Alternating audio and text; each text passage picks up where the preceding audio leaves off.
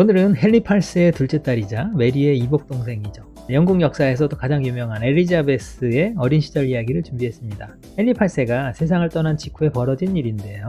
지혜롭고 헌신적인 새엄마를 배신하고 양부와 불륜에 빠졌다. 이런 충격적인 이야기입니다. 어떻게 된 사연인지 살펴보도록 하겠습니다. 헨리 8세의 자식들이 장점이 많은데 엘리자베스는 어려서부터 머리가 대단히 총명했다고 합니다. 하나를 가르치면 어느새 여러 개를 깨우쳤고 스승의 체계적인 커리큘럼이 받쳐주니까 아무리 어려운 주제에 대해서도 자신의 의견을 술술 피력할 수 있었다라고 하니까 참 똑똑한 친구죠. 그리고 외국어를 참 잘했고 인문고전에 해박했고 특히 이제 역사를 좋아했다고 합니다. 이런 엘리자베스는 사춘기에 접어들면서 엄마인 엠블린의 묘한 매력 있죠? 남자를 또 유혹할 수 있는 그런 유전자도 물려받았다고 하고요. 엘리자베스는 엠블린이 죽었을 때 겨우 3살이었잖아요. 그때 언니처럼 공주에서 내쫓겨났거든요. 그러다가 헨리 8세의 마지막 왕비죠. 캐서린 파의 도움으로 공주로 복위할 수가 있었어요. 캐서린 파는 참 선량하고 지혜롭고 헌신적인 인물이었다고 합니다. 메리와 엘리자베스를 거둬서 자기 딸처럼 키웠어요. 어렸던 엘리자베스에게는 그야말로 친엄마와 같은 존재였다. 우리가 이렇게 얘기해 볼 수가 있습니다. 그런데 헨리 8세가 죽고 남동생 에드워드가 즉위한 직후에 엘리자베스에게는 정말 엄청난 시련이 닥치게 되는데요. 이는 어린 왕의 작은 삼촌이죠. 토마스 시모라는 남자 때문이었습니다. 헨리 8세가 사랑했던 셋째 왕비죠. 제인 시모에겐 오빠들이 있었는데 그 중에 셋째 오빠인 토마스는 형으로부터 제독을 물려받아서 막강한 권한을 갖고 있었어요. 하지만 이에 만족하지 못했는데 당시의 큰형 에드워드 시모가 섭정이면서 호국경으로서 나라를 실질적으로 통치하고 있었거든요. 그런 형을 시기 질투하면서 호시탐탐 형의 자리를 노리고 있었던 거죠. 형 때문에 자신의 출세길이 막혔다. 그러면서 입만 열면 분통을 터뜨리고 다녔다고 하는데 조금은 자기 주제를 모르는 그런 남자가 아니었나 그런 생각이 좀 들어요. 그래서 그는 형을 제치고 권력을 차지하기 위해서 왕실 여인들을 이용하기로 합니다. 일단은 그의 수염이 좀 눈에 띄는데요. 멋진 수염을 자랑했던 그는 당시의 궁정 귀족 중에서는 제법 매력남으로 손꼽혔나 봐요. 그래서 자신의 매력을 적극적으로 활용하기로 한 건데요. 그는 누구에게나 훅 다가가는 요즘 말로 하면 나쁜 남자 스타일이었던 것 같아요. 유머나 위트 이런 게 대단했다고 하고요. 그리고 스킨십이 아주 자연스러웠다라고 합니다. 그래서 많은 여인들이 그를 좋아했다고 하는데요. 왕실 여인 중에서도 기왕이면은 메리가 가장 좋겠죠. 왜냐하면은 왕위 계승권 1순위니까 만약에 여왕이 된다 그러면은 자기 세상이 되는 거죠. 그래서 이 토마스가 은근히 프로포즈를 넣어봅니다. 그런데 이 시꺼먼 속내를 메리가 짐작했어요.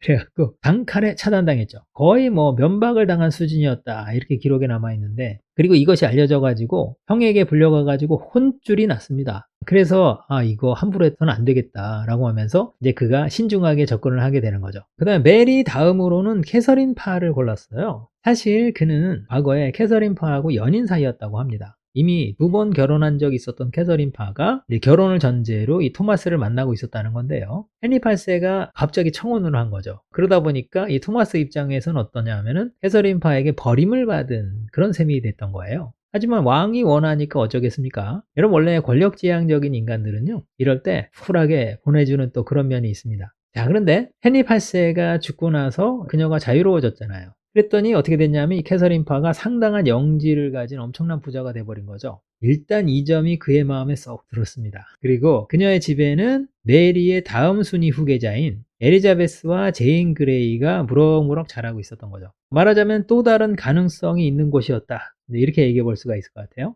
자, 그럼 이제 캐서린 파 입장에서는 또 어떠냐? 이미 겪어본 남자예요. 그의 매력을 너무나 잘 알고 있었던 캐서린 파는 그의 노골적 유혹에 마음이 흔들립니다. 하지만 헨리 8세가 죽은 지 얼마 안 됐어요. 장례식 치른 지도 뭐 얼마 안 됐는데 이건 말도 안 된다. 그러면서 토마스에게 이제 거절의 의사를 표한 거죠. 그런데 한번 이렇게 먹이를 문 토마스가 아주 집요하게 유혹하거든요. 그래서 캐서린 파는 마지못해서 그러면 2년 후에 결혼합시다. 이런 식으로 설득해 봤는데 이 토마스가 아니 비밀 결혼을 하면 누가 알겠냐 라고 하면서 꼬드긴 거죠. 그래서 결국 그 말에 무너졌어요. 그래서 캐서린 파가 몰래 둘만의 결혼식을 올리고 그 다음에 밤마다 뒷문을 열어뒀답니다. 그래서 토마스는 남의 눈을 피해가지고 새벽에 다녀갔다 뭐 이런 얘기가 전해지죠. 자, 그런데 이게 들키지 않을 수가 없습니다. 금방 소문이 나가지고 궁정이 시끄러워진 거죠. 또 왕이 죽은 뒤에 얼마나 됐다고 연애질이냐 하면서 사람들이 수군댔는데요. 결국 어린 왕에게도 이 소식이 전해졌어요. 사실은 왕이 화를 내도 당연한 상황이라고 할 수 있는데 이 에드워드 국왕은 캐서린 파를 신뢰하고 있었어요. 그렇기 때문에 이해해 줍니다. 그리고 둘 사이의 결혼을 승인해 주는 거죠. 그제야 토마스는 캐서린과 한 집에서 살게 될 수가 있었는데요. 자연스럽게 엘리자베스의 양아버지처럼 된 거예요. 그 집에는 엘리자베스도 있었고, 엘리자베스가 동생처럼 여기는 제인 그레이도 거기서 살고 있었어요. 네, 제인 그레이는 헨리 8세의 조카 손녀입니다. 그러다 보니까 그녀에게도 왕위 계승권이 있었던 거죠. 그래서 제인의 부모를 꼬드겨가지고 이 토마스가 그녀의 후견인 자리도 차지한 겁니다. 그러다 보니까 여러 카드를 갖게 된 거죠. 그러면서 서서히 엘리자베스에게 마술을 뻗치기 시작했다. 그런 얘기인데요. 메리는 그 상황을 지켜보면서 좀 불안해졌어요. 그래가지고 엘리자베스 보고 야, 너 우리 집으로 와라. 거기 아무래도 분위기 심상치 않다. 그랬는데 엘리자베스는 언니 밑에서 이렇게 쥐어 사는 게 또 내키지 않았던 것 같아요. 그래서 이 토마스의 속셈은 모른 채 그래도 자기가 가장 편하게 지내는 곳이 이 캐서린파 집이니까 거기에 남겠다라고 하면서 정중히 거절을 하게 됐습니다. 자, 그럼 이제 토마스 시모가 어린 엘리자베스를 어떻게 유혹하나 한번 보겠습니다. 그 집안의 가장이 되다 보니까 집안의 모든 방 열쇠를 자기가 갖고 있게 된 거죠. 그래서 그는 아침마다 아주 일찍 엘리자베스 방문을 훌쩍 열고서 들어가 가지고 마치 부녀 사이에 장난치듯이 아직 소녀인 엘리자베스와 스킨십을 했답니다. 일어나 있으면 엉덩이를 토닥거린다든가, 아직 누워있으면 간지럼을 태우기도 한다든가, 침대에서 아직 잠이 안 깼을 때에는 갑자기 달려들어가지고 껴안기도 했다고 하죠. 그래서 처음에 누가 봐도 자연스러운 스킨십 같은 느낌이었다가 이게 점점 과감해지다 보니까 이거 좀 위험한데 싶은 그런 지경에 이르게 된 거죠. 엘리자베스도 처음에는 그저 자기를 아껴주는 거다 이렇게 생각했었는데 이제 사춘기에 접어든 그런 무렵이거든요. 그러다 보니까 이상하게 점점 남자로서 양아버지의 매력을 느끼게 된 거죠. 그리고 조금씩 그와 장난치는 것을 즐기게 되었다고 합니다. 그러니까 자기도 모르게 그의 유혹에 살짝 넘어가게 된 거라고 할 수 있어요.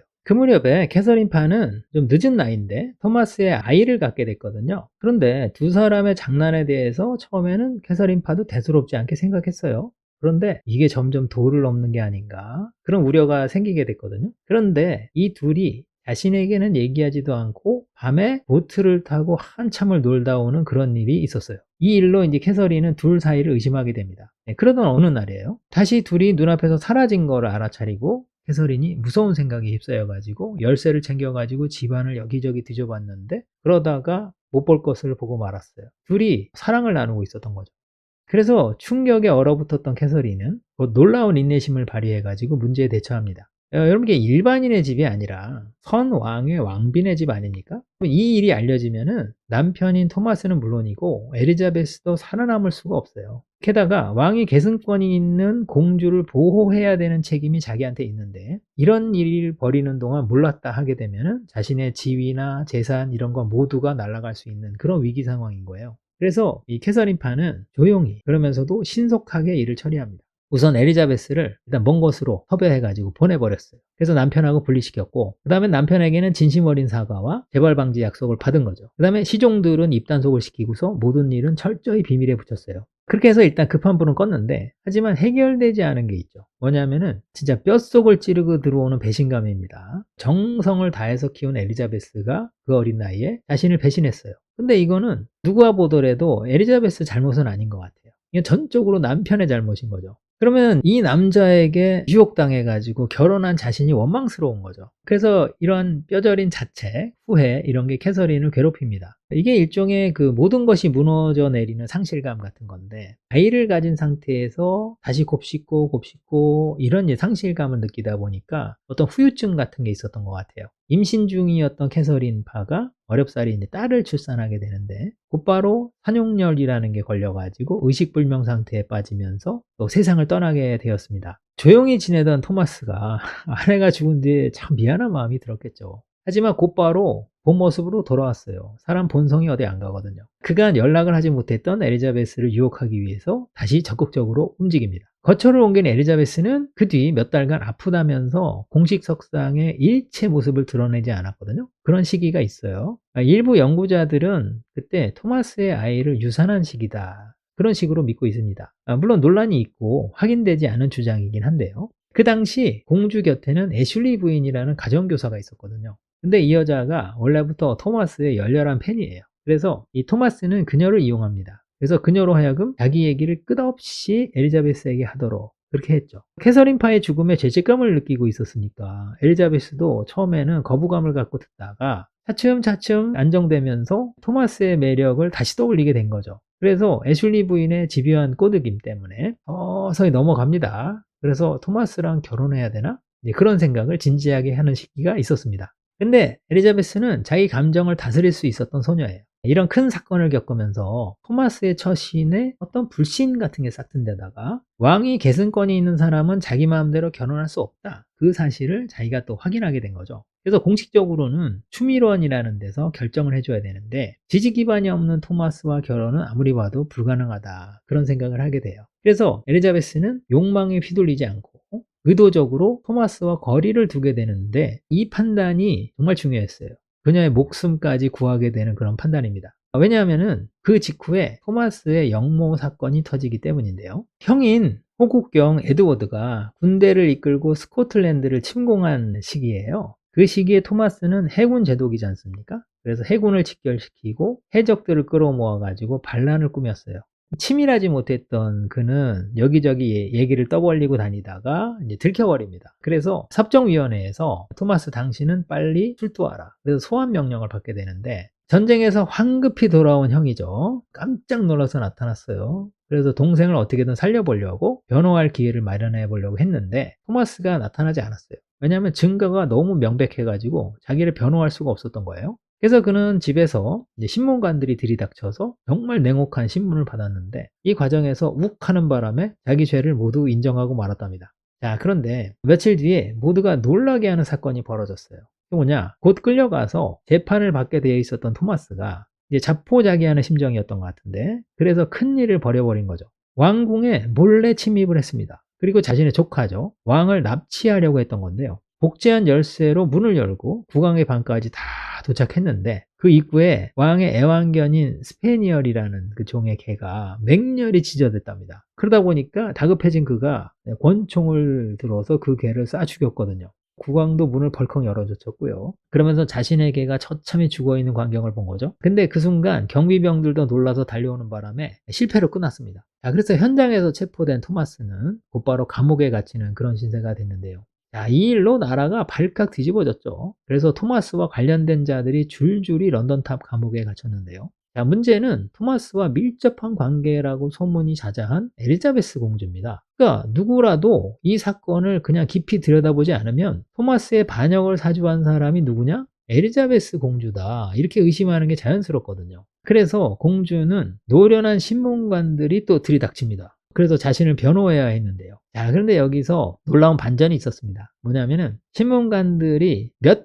겹의 덫을 놓고 유도 신문 같은 걸 연이어 날렸을 거 아닙니까? 그런데 그녀가 거기에 걸려들지 않고 유유히 빠져나간 거예요. 신문관들은 그녀를 만만하게 봤어요. 그래서 처음엔 여유 있게 이렇게 신문을 했었는데 아직 15살밖에 안 된 그녀가 너무나 용이 주도하다. 그리고 화술이 뛰어나다. 그런 걸 알게 됐어요. 어떤 식이냐면은 자분이 이렇게 얘기하다가 갑자기 열정적으로 막 호소합니다. 거기에 또 빠져들어서 들어야 돼요. 그러다가 좀 지나면 근엄하게 엄포를 놓으면서 꾸짖는 겁니다. 그러면 또 그런가 하고 또 이렇게 귀를 기울여서 들어야 돼요. 아, 이게 이제 너무나 절묘하게 그런 대화를 이끌어가다 보니까 이제 신문관들도 난처하게 됐어요. 그런데 그녀가 하는 말이 처음부터 끝까지 일관성이 있습니다. 한치의 오류가 없어요. 그러다 보니까 이모저모 계속 시도를 해보면서 허점을 잡으려고 노력해봤는데 결국 두 손 두 발을 들 수밖에 없었다고 합니다. 그리고 무엇보다 결정적이었던 건 뭐냐면은 마지막에 토마스를 경계하면서 짐짓 거리를 두었던 건데 그때 주고받았던 서신이나 이런 것들이 결정적 증거가 돼요. 그래서 이런 것들이 결국 그녀를 살리게 되는 거죠. 그래서 토마스는 결국 참수당해 죽었습니다. 그리고 그와 관련된 많은 이들도 줄줄이 반역죄로 처형됐어요. 이것은 호국경이던 서머식 공작에게도 정치적으로 큰 타격이 되었고요. 그가 동생을 살려보려고 약간 애매한 스탠스를 취했던 게 있거든요. 이게 이제 이후 두고두고 그의 발목을 잡게 됩니다. 자, 하지만 엘리자베스는 이 엄청난 반역 사건에 연루되고도 무사히 살아남았습니다. 그리고 실제로 토마스랑 연루된 것으로 상당히 의심되는 자신의 수행원들 몇 명이 있었거든요. 그 사람들도 살려냈어요. 대신 무성한 소문 때문에 공주로서의 위신은 어떻게 됐을까요? 상당히 떨어지긴 한 거죠. 그래서 이를 회복하는데 많은 시간이 걸리게 되었는데, 자, 오늘은 엘리자베스 공주가 어렸을 때 있었던 정말 온 나라를 발칵 뒤집어놨던 사건에 대해서 말씀드렸는데요. 그 뒤로 영국에서는 어떤 일이 있었을까? 또 다음에 이야기를 이어가 보도록 하겠습니다.